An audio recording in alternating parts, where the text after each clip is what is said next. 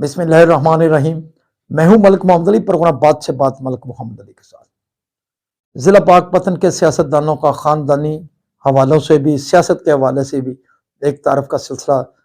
ہم نے شروع کر رکھا ہے، اور آج جس شخصیت کا ہم تعارف کروائیں گے وہ سابق وفاقی پارلیمانی سیکرٹری دفاع، موجودہ ایم پی اے پی پی 197 پاک پتن سردار منصب علی ڈوگر کا ہے۔ اور ہم بتائیں گے کہ سردار منصب علی ڈوگر کے والد سردار اللہ دیتا ڈوگر نے کب سیاست کا آغاز کیا، ان کے بھائیوں سردار غلام حیدر ڈوگر، سردار لیاقت علی ڈوگر نے سیاست میں کیا کیا حصہ لے کر عہدے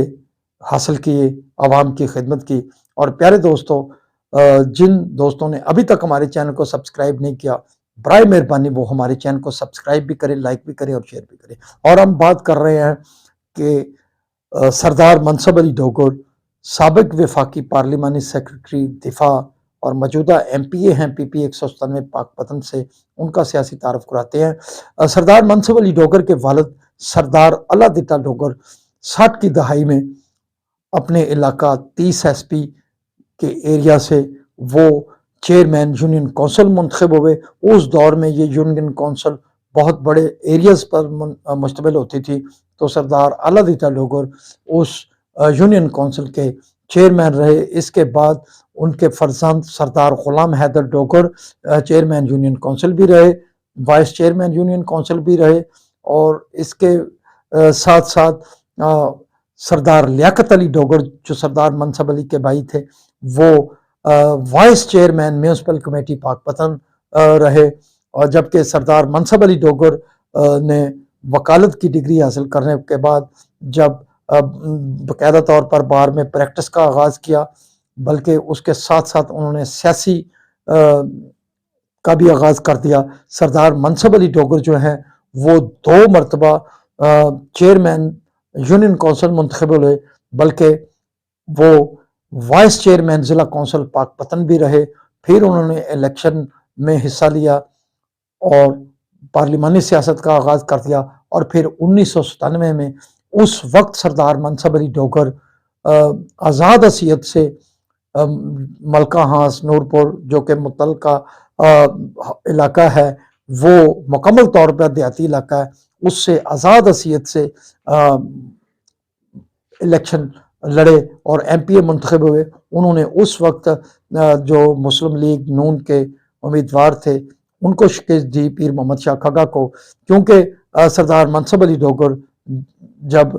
90 کی دہائی میں انہوں نے بھرپور سیاست کا آغاز کیا تو وہ مسلم لیگ نون ضلع پاک پتن کے پریزیڈنٹ بھی رہے، اور انہوں نے پاک پتن کے اندر مسلم لیگ نون کو جو آج بھی نظر آ رہی ہے اس کی بنیادوں کو مضبوط کرنے میں سردار منصب علی ڈوگر نے بھرپور کردار ادا کیا، اور بلکہ ایک کارکنان کی لاٹ پیدا ہوئی جو منصب ڈوگر نے بڑی محنت سے تیار کی، اور پاک پتن کی سیاست کے اندر وہ ایک نئے روپ میں نظر آئے۔ لیکن 1997 میں ان سے ٹکٹ واپس دے کر مسلم لیگ نون نے لے لیا، لیکن وہ پھر کامیاب ہو گئے آزاد حیثیت سے، اور مسلم لیگ نون نے پھر انہیں قبول کیا۔ میاں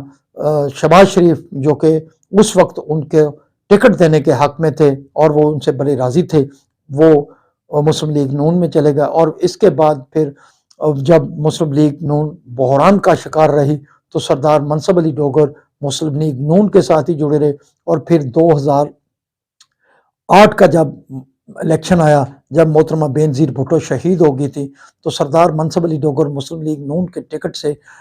قومی اسمبلی کی نشست بھی جیت گئے اور صوبائی اسمبلی کی نشست بھی جیت گئے، اور یہ ضلع پاک پتن کی تاریخ کا پہلا واقعہ ہے کہ کوئی امیدوار ایک وقت میں قومی اسمبلی کا الیکشن بھی جیتا ہو اور صوبائی اسمبلی کا بھی الیکشن بھی جیتا ہو۔ اور اس الیکشن کے بعد پھر سردار منصب علی ڈوگر نے ضمنی انتخابات میں اپنے چھوٹے بھائی سردار واجد علی ڈوگر کو الیکشن لڑایا اور وہ ایم پی اے منتخب ہوئے، اور سردار منصب علی ڈوگر دوبارہ 2013 میں بھی قومی اسمبلی کا الیکشن جیتے، اور اس وقت پھر مسلم لیگ نون کی حکومت وجود میں آ گئی، اور پھر جب خاقان عباسی وزیر اعظم پاکستان بنے تو شاہد خاقان عباسی نے سردار منصب علی ڈوگر کو وفاقی پارلیمانی سیکرٹری دفاع کے عہدے پر فائز کیا، اور سردار منصب علی ڈوگر نے اس حوالے سے خدمات سر انجام دی، بیرون ممالک دورے بھی کیے۔ بلکہ سردار منصب علی ڈوگر کے کریڈٹ پر یہ بات بھی جاتی ہے کہ نورپور کے ساتھ ساتھ جو دیگر ایریا تھے، ملکہ ہانس، 20 ایسوی وغیرہ، ان کے لیے سوئی گیس کا کوٹا منظور کرایا، اس کے فنڈز ریلیز کرائے، لیکن اس دوران صرف ملکہ ہانس اور چک 20 ایسوی میں جو بڑا گاؤں ہے اس میں سوئی گیس فراہم ہو سکی، لیکن جب گورنمنٹ ختم ہوگی تو اس کے بعد وہ پروجیکٹ ایک سائٹ پر چلا گیا۔ لیکن سردار منصب علی ڈوگر کو یہ کریڈٹ جاتا ہے کہ انہوں نے اس ایریا میں جو تھی سوئی گیس کا منصوبہ منظور کرایا۔ انہوں نے اپنے دور میں بڑے سارے اسکولوں کو جو اپ گریڈ کرایا، اس کے ساتھ ساتھ انہوں نے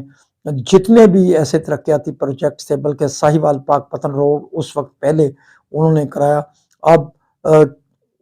وہ دوبارہ مسلم لیگ نون کے پلیٹ فارم سے